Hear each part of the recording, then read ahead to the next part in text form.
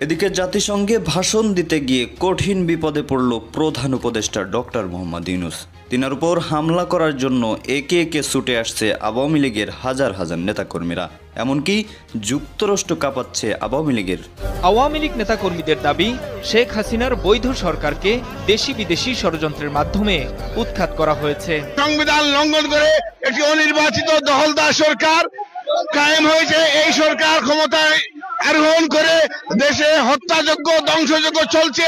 জননেত্রী শেখ হাসিনাকে আবার ফিরিয়ে নিয়ে বাংলাদেশে আবার সেই সমৃদ্ধ বাংলাদেশকে এগিয়ে নিয়ে যাওয়ার জন্য সেনাবাহিনীর ভিতরে দুইটা গ্রুপ হয়ে গেছে। এক গ্রুপ চাইতেছে ডক্টর ইউনূসকে ক্ষমতা রাখার জন্য, আরেক গ্রুপ চাইতেছে ডক্টর ইউনূসকে পদত্যাগ করিয়ে নভেম্বরের ভিতরে তারা ক্ষমতা দখল করবে।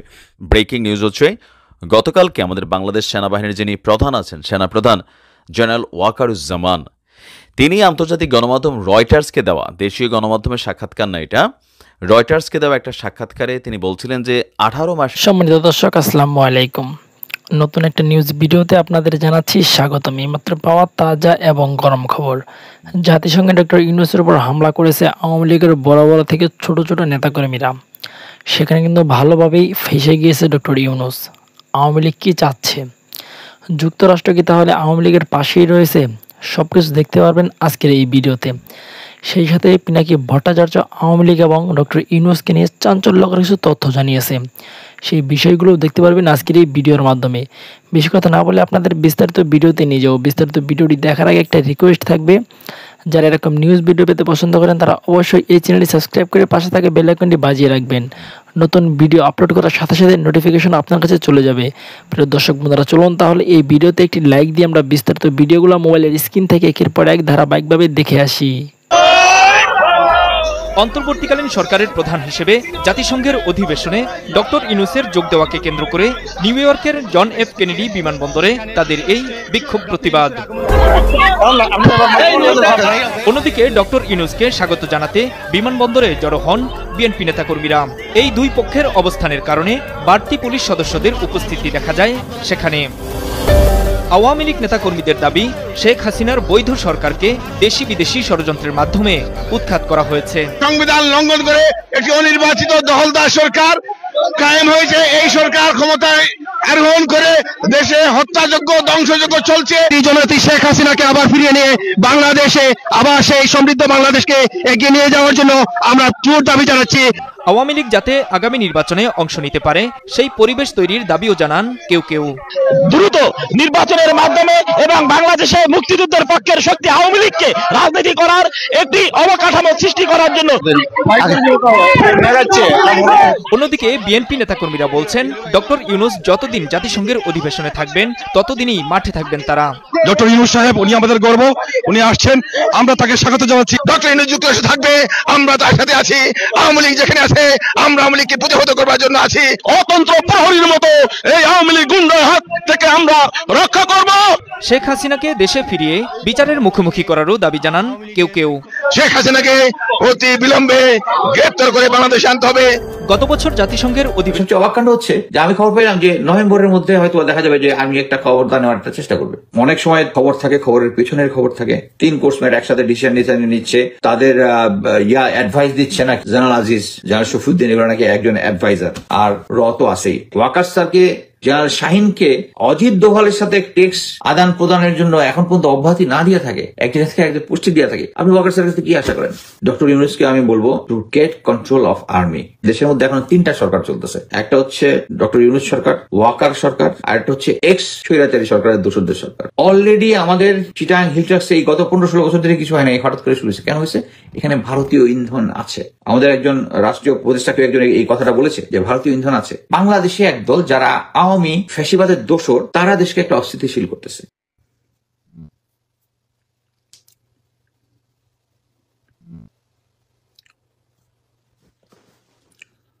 আসসালামু আলাইকুম। আমি আবার একটা লাইভ নিয়ে আসলাম। আমার কাছে মনে হচ্ছিল যে এই সমস্যাগুলো নিয়ে আমার ভিউটা আমি যারা আমার ভিউয়ার্স আছে তাদেরকে দেই। প্রথম হচ্ছে, আমি যখন সেনাবাহিনীতে ছিলাম, আমি অ্যাকচুয়ালি যখন সিভিলিয়ান কেউ সেনাবাহিনী নিয়ে কথাবার্তা বলতো, ইভেন রিটায়ার্ড অফিসাররা পেপারে আর্মির এগেনস্টে বা কোনো কিছু লিখতো, এগুলো আমাকে খুব হার্ট করতো। হার্ট করতো। তো সেম এই জন্যই মানে আমি যদিও আর্মি রিলেটেড বেশি কথাবার্তা বলি, তো আমি চেষ্টা করি যে আর্মি সম্বন্ধে একদম ক্রাইসিস না হলে বলবো না, বাট আর্মি নিয়ে বলতে হচ্ছে প্রতিবারই। এখন আমি যে জন্য আসলাম সেটা হচ্ছে, আমি কয়েকদিন আগে একটা নিউজ পেলাম যে এখন যেহেতু 2টা লেফটেন্যান্ট জেনারেলের পদ খালি আছে, এখানে প্রমোশন দেওয়া হবে। সো এখন যারা সিনিয়র যারা আছে তাদের 2 জনের নাম আমি শুনলাম। একজন হচ্ছে মেজর জেনারেল হাজারি স্যার, আরেকজন হচ্ছে মেজর জেনারেল আনোয়ার, 2জনই 22 লং কোর্সের, এবং 22 লং কোর্স থেকে এই দুটো অ্যাটলিস্ট একজনকে দেওয়া হবে। তা এটা নিয়ে কোনো কিছু কারণে হাজারি স্যার হচ্ছে ওনার কোর্সের ফার্স্ট ম্যান, আনোয়ার স্যারও সামনের দিকের, এবং 2জনই ভালো অফিসার। আনোয়ার স্যারের হাজারি স্যারের নিউট্রালিটি নিয়ে আমাদের কার কোনো সন্দেহ নাই, is a clean man. Anwar sir নিয়ে কিছু অনেকে ডাউট দেবে, স্টিল আমি বলবো যে যেহেতু সামনের দিকে যারা আছে মেজর জেনারেল যারা সামনের দিকে, তাদের নামটাই আসা উচিত। তো এইটা আমি বলতেছি হচ্ছে 6-7 দিন আগের কথা। হঠাৎ করে আমি আজকে সকালবেলা শুনলাম যে ওই লিস্টের মধ্যে মেজর জেনারেল মঈন খান, যিনি বর্তমানে 9 ডিবের জিওসি, উনার নাম আছে। এখান থেকেও আমার কাছে মনে হলো যে কিছু একটা ঘাপলা আছে। ঘাপলাটা কি, যে মঈন খান স্যার হচ্ছে তার কোর্সের অ্যাভারেজ অফিসার, মাঝখানের দিকের অফিসার। সেই অ্যাভারেজ অফিসার যেহেতু জেনারেল তারেক সিদ্দিকী 22 লং কোর্সের টার্ম কমান্ডার ছিল, সো এই নেন অ্যাভারেজ 22 লং কোর্সের পুরা কোর্সটাকে উনি উপরে উঠানোর চেষ্টা করছে, এবং এদের লয়ালিটি আকাশসম। এই যে কজন আছে, জেনারেল হামিদ, আরো অনেকে আছে, যে তারপরে ব্রিগেডিয়ার রাশেদ, আরো অনেকে আছে, মানে এরা সব তারেক সিদ্দিকীর অন্তঃপ্রাণ। এই মঈন খান স্যার, আপনি যদি চিন্তা করতে পারেন, মঈন খান স্যারের সাথে আমি নিজে চাকরি করছি, he is a fine gentleman. But কথা হচ্ছে, এই ফাইন জেন্টলম্যানরা যখন প্রমোশনের রেসে আসে এবং আওয়ামী লীগে যোগদান করে ফেলে, দে আর নো মোর জেন্টলম্যান। আপনি যদি দেখেন, এর আগে অনেকগুলা লাইভে আমি বলেছি যে এখন পর্যন্ত যে কয়জন ব্রিগেডিয়ার জেনারেল লন্ডনে ডিএ হিসেবে গিয়েছেন, 100% মেজর জেনারেল প্রমোটেড। এবং আরেকটা জিনিস আমি কখনো বলি নাই, সেটা হচ্ছে ওখানে তারেক সিদ্দিকী এবং শেখ রেহানা, তাদের ফ্যামিলি আছে, এবং তাদের দেখভাল করতো ডিজিএফআই থ্রু হিম, যারাই ছিল তাদেরকে। 9 ডিবের হচ্ছে সবচেয়ে সরকারের সবচেয়ে বড়, আর্মির সবচেয়ে বড় পাঞ্চ লাইন, বিকজ তারা ঢাকা থেকে কাছে। ঢাকায় যেরকম একটা 46 ব্রিগেড আছে, ব্রিগেড স্ট্রেংথ তো মাত্র 3টা ব্যাটালিয়ন। সো একটা ডিভিশন আছে, ওই ডিভিশনের স্ট্রেংথ হচ্ছে সরকারের স্ট্রেংথ। সো পলিটিক্যাল গভর্নমেন্ট সবচেয়ে তার কাছের ইনার কোর গ্রুপকে সবসময় ওখানে রাখে। মঈন খান স্যার হচ্ছে ইনার কোর গ্রুপের লোক, তার নাম কেন লেফটেন্যান্ট জেনারেল লিস্টে আসবে? এবং পিছন থেকে যদি লিস্টে আসে, তার মানে হচ্ছে দেখবেন লেফটেন্যান্ট জেনারেল হয়ে গেছে। আমি এইটুকু বলতে পারি, যখন এই আন্দোলনটা চলছিল, এই আন্দোলন চলার সময় 9 ডিবে একটা এলিমেন্ট ঢাকায় ছিল, যারা এই আন্দোলনের এই ছাত্রদের আন্দোলনকে দমানোর চেষ্টা করছিল। ওনার একটা কন্ট্রোল সেন্টার ছিল আর্মি হেডকোয়ার্টারে, ওখান থেকে উনি তারেক সিদ্দিকী গিয়ে এবং শেখ হাসিনাকে ডাইরেক্ট ইনফরমেশন দিত। আমার সাথে কিছু জুনিয়র অফিসারের যারা সাভারে আছে, জুনিয়র অফিসার আমার সাথে যোগাযোগ করেছিল। কি কারণে? স্যার, আমাদের কাছে ইনফরমেশন আছে যে আওয়ামী লীগের লোকজন এবং তাদের সিম্পাথিদের কাছে অস্ত্র আছে, কিন্তু আমরা যখন অপারেশন করতে চাই আমাদেরকে অপারেশন করতে দিচ্ছে না। কেন? Because GOC Moin Khan brigade commander হচ্ছে, আগে এনএসআই তে চাকরি করছে, অফিসারটার নাম ভুলে গেছি, সব হচ্ছে আওয়ামী লীগের। সো এই মঈন খান স্যারকে যখন ইয়াতে দেওয়া হচ্ছে, মানে কি বলে, ওই লিস্টের মধ্যে নাম আসা মানে হচ্ছে উনি লেফটেন্যান্ট জেনারেল হয়ে যাবে, এবং আওয়ামী লীগের একজন লেসম্যান স্যার, উনি লেফটেন্যান্ট জেনারেল হয়ে যাবে।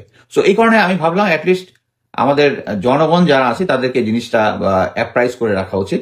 আর মঈন স্যার যেটা হচ্ছে ইয়েস ম্যান না হচ্ছে, উনি ছোটখাটো একজন মানুষ, ফর্সা সুন্দর, কথাবার্তা খুব ভালো, কিন্তু ইয়েস ম্যান হচ্ছে সিনিয়র যেটা বলে ওটা থেকে মেনে নেয়। একটা উদাহরণ দিই, আমরা উনি তখন মেজর, আমি তখন ক্যাপ্টেন হিসেবে জয়েন করেছি ঢাকা রেড ও এএসইউ আর্মি সিকিউরিটি ইউনিটে।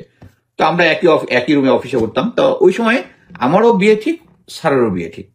সো নর্মালি আমরা বিয়ের সময় তো একটা লম্বা ছুটি চাই। সো আমি পার্ট অফ লিভ, এর আগে কোনো ছুটি নেই, আমি 15 দিনের ছুটি চেয়েছি। যদিও অফিসারদের 1 মাস ছুটি পাওয়ার কথা, বাট ইউএন মিশনে থাকাকালীন ছাড়া 1 বছরের ছুটি আমার মনে হয় আমি কেন কেউই পাইনি। নো হার্ড ফিলিংস, জাস্ট আমাকে সিও যখন বললো এই তোমার 15 দিন কেন ছুটি লাগবে? আমরা স্যার আমি বিয়ে করতে যাচ্ছি স্যার, এটা আমার লাইফের একটা ইম্পর্টেন্ট ইভেন্ট, আমি না এই মঈন খান 7 দিনে ছুটি করে ইয়ে করতে বিয়ে করেছিল। আমরা স্যার মঈন স্যারের সাথে না আমি তোমাকে 15 দিন দেবো না। আমি বললাম স্যার আপনি যদি 15 দিন না দেন তাহলে আমার ছুটি মানে বিয়েটা রাখছি হচ্ছে হলিডেতে, ফ্রাইডেতে। সো আমি স্যার আমি আর ছুটি নিচ্ছি না স্যার, আমি ফ্রাইডেতে বিয়ে করে এরপরের দিন কাজে জয়েন করবো। So it was my bargain and finally CEO had to approve my but Moin স্যারও চেয়েছিল, মঈন স্যারের 7 দিন বলছে, উনি 7 দিন সিনিয়রকে খুশি। তো হয় কি সিনিয়রকে মানে আমার নিজেরও দেখবো না, দেশেরও দেখবো না, সিনিয়রের কথা বললে সো দেখা যাবে যে দেশ রসাতলে গেল, আমি সিনিয়রের করছি। এই জন্য আমি মনে করি যে মঈন স্যারের সিলেকশনের মধ্যে আসাটা একটা ইঙ্গিত দিচ্ছে যে আসলে মঈন স্যারই লেফটেন্যান্ট জেনারেল হয়ে যাচ্ছে, যেটা হওয়া উচিত নয়। কেন আমি বললাম, আপনারা সবাই জানেন যে রাজুকের চেয়ারম্যান হয়েছিল major general Siddique. Siddique sir হচ্ছে ওই তারেক সিদ্দিকের ম্যান। এটাতে জানার জন্য আপনাকে রকেট সায়েন্টিস্ট হইতে হবে না, কারণ ওই সময়টার মধ্যে উনি দীর্ঘ সময়ে ছিলেন হচ্ছে এটা কি বলে ইএনসি, ইঞ্জিনিয়ারিং চিফ, মানে সেনাবাহিনীর যত কাজ, কনস্ট্রাকশন, বিগ প্রজেক্ট সবকিছু তার হাতে হয়। এবং সেই লোককে বসাইছে, বসানোর পরে ওনার এটা ক্যান্সেল হয়ে গেছে, হয়ে যাওয়ার 3 দিনের মাথায় আবার ওনাকে ওই প্রজ্ঞাপন বাতিল করে উনি আবার ইনস্টেড। তার মানে কি দেশটা কে চালাচ্ছে রে ভাই? সেই পুরোনো আওয়ামী লীগের লেসপেন্সার, তাই তো? আপনারা যদি এখন একটা ইয়ার দিকে দেখেন, ওকে আপনারা সবাই জানেন যে দেশে একটা ন্যাক্কারজনক ঘটনা ঘটছে, সেটা হচ্ছে প্রথমত হচ্ছে বাইতুল ক্ষতি পালাই গেছে। ওকে, পালাই যাওয়ার পরে দেখতেছে আরে চতুর্দিকে তো সব আওয়ামী লীগার আছে। আসলে ডক্টর মোহাম্মদ ইউনূসের মুখ থেকে যতক্ষণ পর্যন্ত আমরা কথাটা না শুনছি ততক্ষণ পর্যন্ত নির্বাচন কবে এই বিষয়টা নিয়ে আসলে ক্লিয়ার কোনো কনসেপ্ট আমরা পাচ্ছি না। ব্রেকিং নিউজ হচ্ছে গতকালকে আমাদের বাংলাদেশ সেনাবাহিনীর যিনি প্রধান আছেন, সেনাপ্রধান জেনারেল ওয়াকারুজ্জামান, তিনি আন্তর্জাতিক গণমাধ্যম রয়টার্সকে দেওয়া, দেশীয় গণমাধ্যমের সাক্ষাৎকার না এটা, রয়টার্সকে দেওয়া একটা সাক্ষাৎকারে তিনি বলছিলেন যে 18 মাসের মাথায় সম্ভবত নির্বাচন হতে যাচ্ছে, মানে বাংলাদেশ সেনাবাহিনী অন্তর্বর্তীকালীন সরকারকে 18 মাসের মাথায় নির্বাচন করার জন্য বা পরিবেশ তৈরি করে দেওয়ার জন্য আইনি যে সহযোগিতাটা দরকার সেটা করবে আর এটা চাপও দেবে। তো এটার পরে জাতির মধ্যে মোটামুটি একটা আশার আলো আমরা জ্বলতে দেখলাম। কিন্তু এরই মাঝখানে এখন আমাদের যিনি নির্বাচন ব্যবস্থা সংস্কার কমিশনের প্রধান আছেন, যিনি এই নির্বাচনী সিস্টেমটার প্রধান, অন্তর্বর্তী সরকার কর্তৃক নিয়োগপ্রাপ্ত বদিউল আলম মজুমদার, খুবই শিক্ষিত হাই অথেন্টিক মানুষ, কেউ আবার তাকে নিয়েও নানান সমালোচনা করছেন। তো তিনি আপনার গতকালকে আমাদের সেনাবাহিনীর প্রধানের বক্তব্যের পরে তিনি আর একটা বক্তব্য দিয়েছেন। তার বক্তব্যটা বাংলাদেশের প্রথম সারির গণমাধ্যম প্রথম আলো তারা হেডলাইন করেছে, নির্বাচন কবে তা সরকার এবং রাজনৈতিক দলের আলোচনায় নির্ধারিত হবে। ইভেন এটার জন্য তিনি আসলে সময় চেয়েছেন এবং একটা লম্বা প্রসেসিংয়ে যাবে এমনটাই বোঝা যাচ্ছে। দেশে কতদিনের নির্বাচনে হবে, কতদিন পর, এক প্রশ্নের জবাবে নির্বাচন ব্যবস্থা সংস্কার কমিশনের প্রধান তিনি বলছেন সরকার এবং রাজনৈতিক দলের মধ্যে আলাপ আলোচনার মধ্যে দিয়েই এটা নির্ধারিত হবে। তো তিনি বলছেন যে এক সাংবাদিকের প্রশ্ন ছিল 1.5 বছরের মধ্যে সংস্কার করে অন্তর্বর্তী সরকার নির্বাচন দেবে বলে বার্তা সংস্থা রয়টার্সকে বলেছে সেনাপ্রধান। এই সময়ের মধ্যে সংস্কার করে নির্বাচন কি করা সম্ভব, যেহেতু আপনি নির্বাচন সিস্টেমটার এই মুহূর্তে প্রধান? জবাবে বদিউল আলম মজুমদার বলছেন এটা আমার জানার কথা নয়, আমার ধারণা সরকার এবং রাজনৈতিক দলের মধ্যে আলাপ আলোচনার মধ্য দিয়ে নির্ধারিত হবে। আর এই সময়টার মধ্যে আসলে সংস্কারটা সম্ভব কিনা সেক্ষেত্রে বদিউল আলম বলছেন আমি জানি না, আমি মনে করি যে এটা দীর্ঘায়িত হবে। এটা হচ্ছে খুবই নোটেড পয়েন্ট যে 18 মাসের মধ্যে সংস্কারটা আসলে সম্ভব কিনা। তো তিনি বলছেন যে তিনি মনে করেন যে এটা দীর্ঘায়িত হবে। এখন তিনি একটা ডিপার্টমেন্টের প্রধান, তো তিনি যদি মনে করেন তাহলে এটা লম্বা চূড়াই হবে, এটাও অনেকে ভাবছেন। রাজনৈতিক দল এবং সরকারের মধ্যে সংলাপ হবে, একটি রোডম্যাপ তৈরি করে তার ভিত্তিতে বোধহয় সম্মিলিত সিদ্ধান্ত হবে। উপকূল একাডেমির মহাপরিচালক আসলে বাকশালী কিনা সেটা বিশিষ্ট বাকশালীদের রিয়াকশন দেখে বোঝা যাবে। দেখেন বিশিষ্ট নৌকার মাঝি মেহরাফরোজ শাওনের ফেসবুকের পোস্ট দেখেন, তার মন ভালো হয়ে গেছে। মন ভালো করেছে কে? আসিফ নজরুল। অবশ্যই উনি আরো মন ভালো করে দেবে, ঠেসা ঠেসা বাকশালী ভরবেন নানা জায়গায়। যাই হোক, ছাত্রদের প্রসঙ্গে আসি। ভাবছিলাম কিছু কমু না, কিন্তু এমন দিকে যাইতেছে যে না কয়ে উপায় নাই।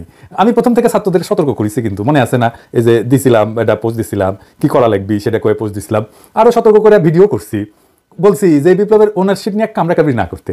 এই বিপ্লবের ওনার খোদাতালা, ওনার দয়া না হইলে আমরা হাসিনারে হটাইতে পারতাম না। প্রত্যেকটা মানুষের অবদান আছে এই লড়াইয়ে, আর এই লড়াই তো একদিনে তৈরি হয় নাই, 1 দশকের বেশি সময় ধরে লড়াই চলছে। কত মানুষ করে গেছে লড়াই, অনেকে মারা গেছে, কত মানুষ গুম হয়েছে, কত মানুষ জেলে গেছে, কত মানুষ দেশান্তরী হয়েছে, কত মানুষ আহত হয়েছে। সবার অবদানকে প্রফেসর ইউনূস একটা বক্তৃতায় ধ্বংস করে দিচ্ছেন। উনি বলছেন ছাত্ররা ওনাকে নিয়োগ করেছে। তো স্যার, দেশ কি ছাত্রদের একার, নাকি ছাত্রদের বাবা মা চাচা চাচি দাদা নানি সবারও? ওরা আকাশে উঠতে শুরু করলো আপনি যখন কইলেন ছাত্ররা নিয়োগ করেছে। আর ছাত্র আপনাকে ক্ষমতা বসেছে, নাকি কয়েকজন ছাত্র আপনারা ক্ষমতা বসেছে? ছাত্ররা তো কাউন্সিল করে সিদ্ধান্ত নেয় নাই, নিচে নেয় নাই। তারপরে ছাত্ররা সচিবালয়ে গিয়া ব্যুরোক্র্যাটদের শিখাইতে শুরু করলো, আমলাতন্ত্র শিখাইতে শুরু করলো, রাষ্ট্র পরিচালনা শিখাইতে শুরু করলো। শোনা যায় ডিসিদের পোস্টিংও নাকি তাদের হাত ছিল। ছাত্রনেতারা শুনেন, ব্যুরোক্র্যাটদের চিনেন না। আপনাদের এক হাতে কিনে আর এক হাতে বেচতে পারবে ওরা। আপনি যে কারো জন্য সুপারিশ করিচ্ছেন না, মুখে মুখে ব্যুরোক্র্যাট নোটশিটে লিখে রাখতেছে আপনার নাম লিখে রাখিচ্ছে। এই নোটশিট চিরকাল থাকবে, সরকার যাবে সরকার আসবে, এই নোটশিট থেকেই যাবে, ব্যুরোক্রেসি থেকেই যাবে। আপনার সুপারিশের ট্রেস খুঁজে বের করা যাবে। আর এক সময় দেখবে যে আপনারা কারে কারে সুপারিশ করে কোথায় কোথায় লাগিয়েছিলেন। সরকারি কাজে অযাচিত হস্তক্ষেপের দায় অভিযুক্ত করা যাবে। শাহ মোয়াজ্জেম হোসেন ছিল না, ওই যে বিএনপি করেছিল, ওই জাতীয় পার্টি ছিল, আসলে মুজিবের লেসপেন্সার ছিল। মুজিব আমলে ছাত্রলীগের নেতা ছিল, না যুবলীগের নেতা ছিল বোধহয়। তো একই কাজ করতো, সেক্রেটারিয়েট এরে ওরে ধমকাইতো, পিটাইতো। একবার এক কাজ না করার জন্য, সাইন না করার জন্য চিফ ইঞ্জিনিয়ারকে সেক্রেটারি চার থেকে ফেলে দিচ্ছিল। হাসনাতার সার্ভিস গাড়ি নিয়ে করে। এটা নাকি বড় ভাইরা দেয়, মেলা বড় ভাই, বড় লোক বড় ভাই, বাহ কি মজা। আমার যদি বড় ভাই থাকলে হইনি কেন দেয়? হুদা কমে দেয়। হুদা কমে দুনিয়া থেকে ফুটা পয়সা খরচা করে না। ও দিছে গাড়ি, কারণ কিছু নিবে। হাসনাত সার্ভিস চাইলে এখন অনেক কিছু করতে পারে। কোনো ক্ষমতাবানের কারো কাছে সাহায্য নেওয়া উচিত না। এটারে কয় কনফ্লিক্ট অফ ইন্টারেস্ট। এটা বুড়া না হলে বোঝা যায় না। আর এটা ছাত্রদের আধ্যাত্মিক গুরু আসিফ নজরুল বলে দেয় না যে এই কাজ করা যায় না। সে যে ছাত্রদের অভিভাবক হয়ে সরকারে গেল, সে গাইড করবে না ছাত্রদের, বলবে না এটা করা যায় না। ছাত্রদের সমস্ত কাজ করিচ্ছে আর সমালোচিত হচ্ছে, সব কটা দায় আসিফ নজরুলের। হ্যাঁ, ওই তো গেছে সরকারে ছাত্রদের টিচার জন্য, ছাত্রদের টিচার কোটায় গেছে ওই সরকারে, তো ছাত্রদের দায়িত্ব নিবে না।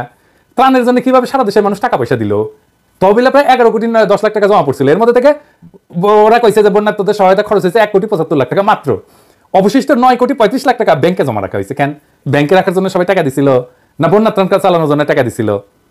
এটা ভিডিও চালাইছে, এটা আওয়ামী লীগেরা খুব চালাইতেছে, কাপড় ঠাকা করে নিয়ে ফেলে দিতেছে। আমি যেহেতু ভেরিফাই করতে পারি নাই, তাও দেখাই রাখলাম, দেখেন ভেরিফাই করে ভিডিওটা সত্য কিনা, আর এই বন্যার সাথে যুক্ত কিনা।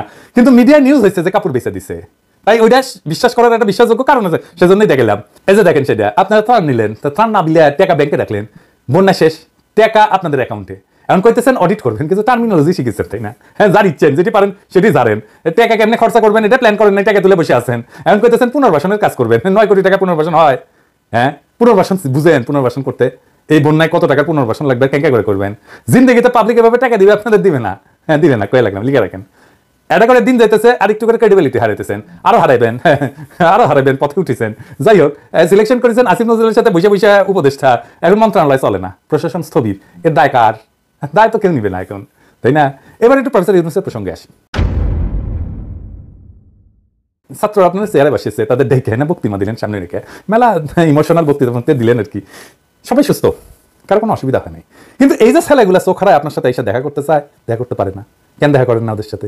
ওর পায়ের বিনিময়ে আপনি ওই চেয়ার অন করছেন, এই ছেলেগুলোর চোখের বিনিময়ে ওই চেয়ারে বসছেন আপনি।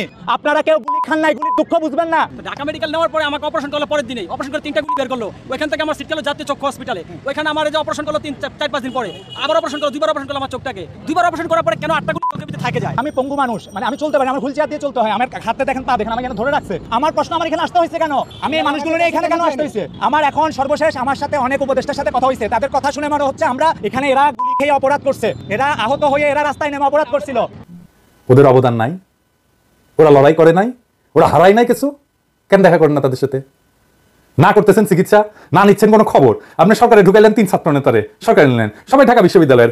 একজন কি প্রাইভেট বিশ্ববিদ্যালয় থেকে নেওয়া যেত না?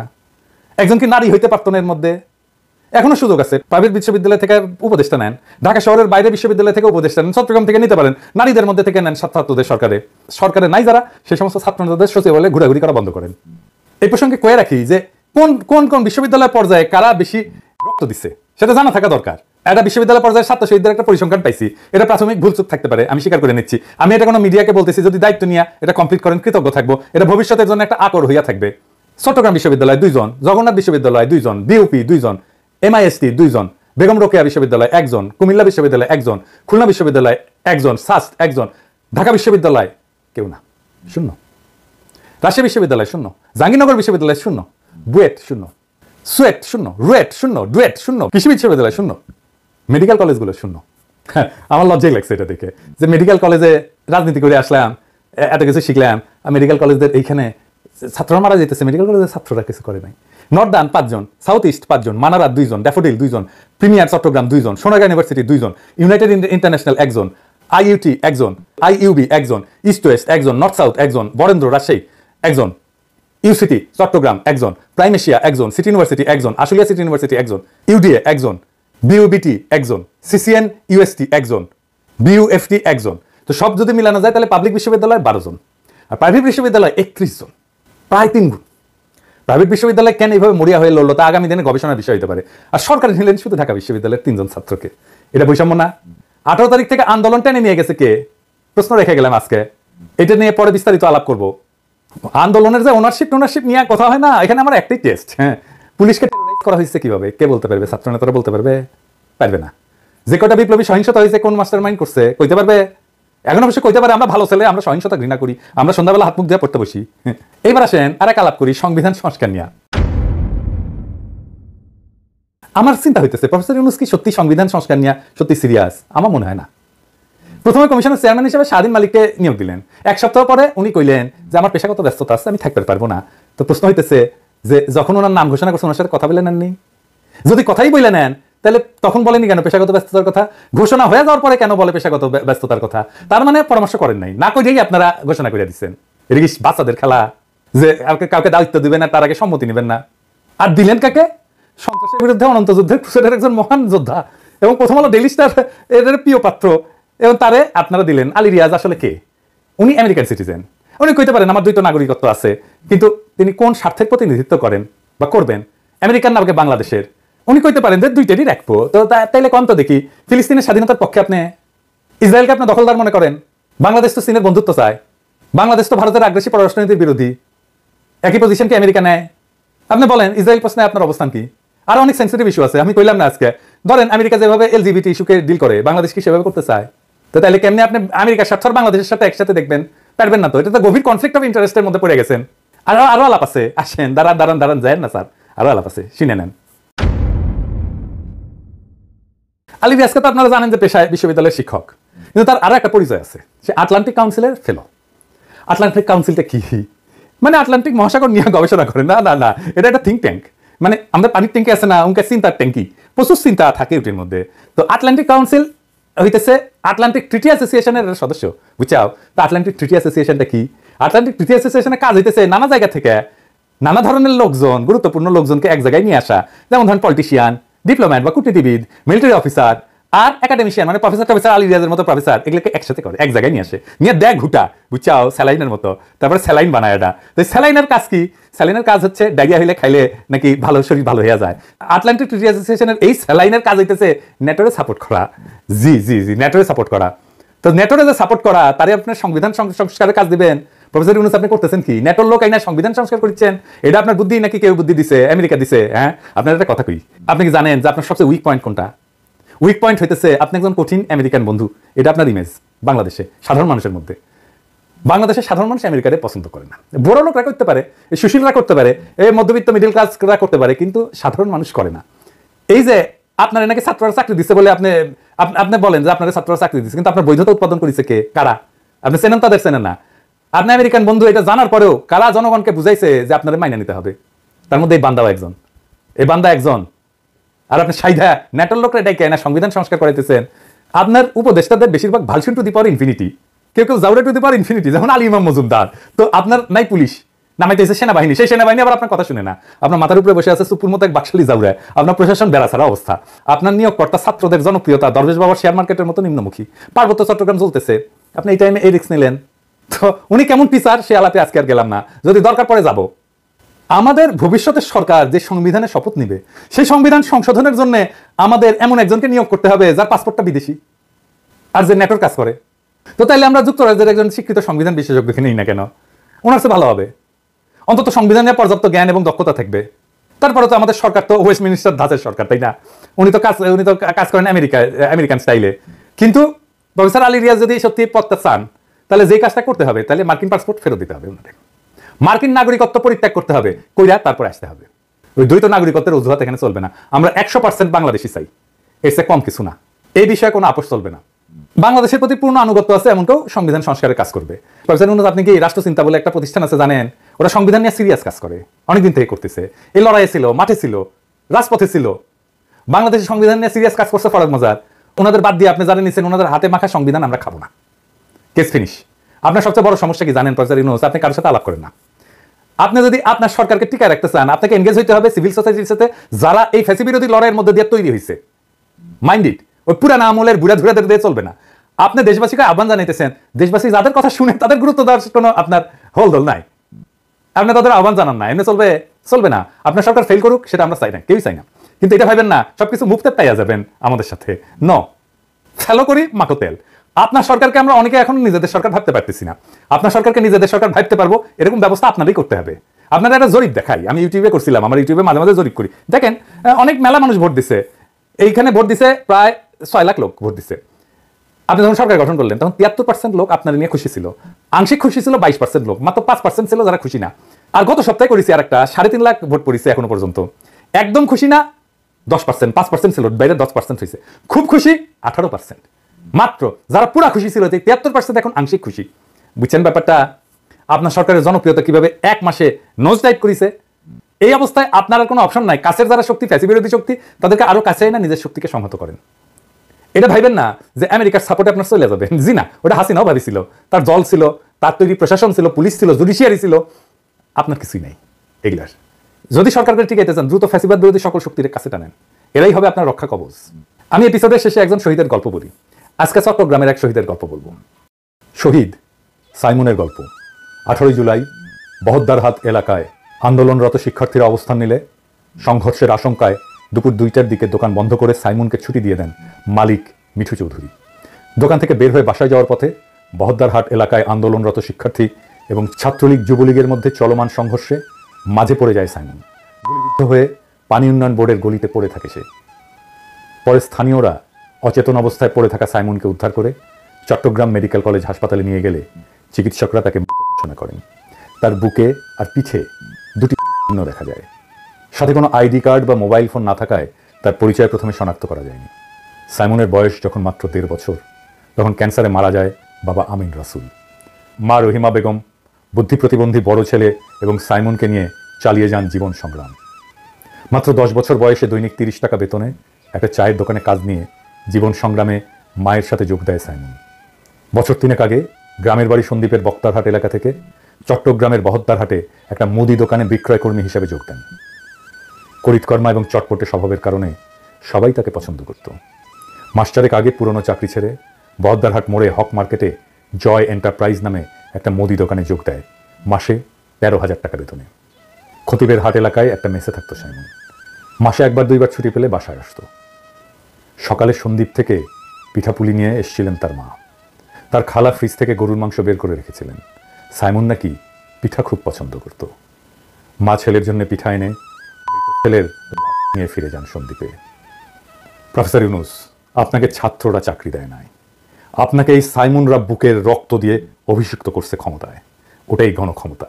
ওই ক্ষমতা আমরা আপনাকে আমেরিকার পদতলে অর্ঘ্য দেওয়ার জন্য দেই নাই, আমরা এটা হইতে দেব না। প্রিয় দেশবাসী, শুরু থেকে শেষ পর্যন্ত যারা এই ভিডিওটি দেখেছেন সকলকে জানাই অসংখ্য অসংখ্য ধন্যবাদ। যারা এরকম নিউজ ভিডিও পেতে পছন্দ করেন তারা অবশ্যই এই চ্যানেলটি সাবস্ক্রাইব করে পাশে থাকা বেল আইকনটি বাজিয়ে দিবেন। যারা এখন এই ভিডিওটি শেয়ার করেননি, এই ভিডিওটি দ্রুত শেয়ার করে সকলকে দেখার সুযোগ করে দিন। আজকের মতন এই পর্যন্ত দেখা হচ্ছে পরবর্তী কোনো ভিডিও নিয়ে ইনশাল্লাহ।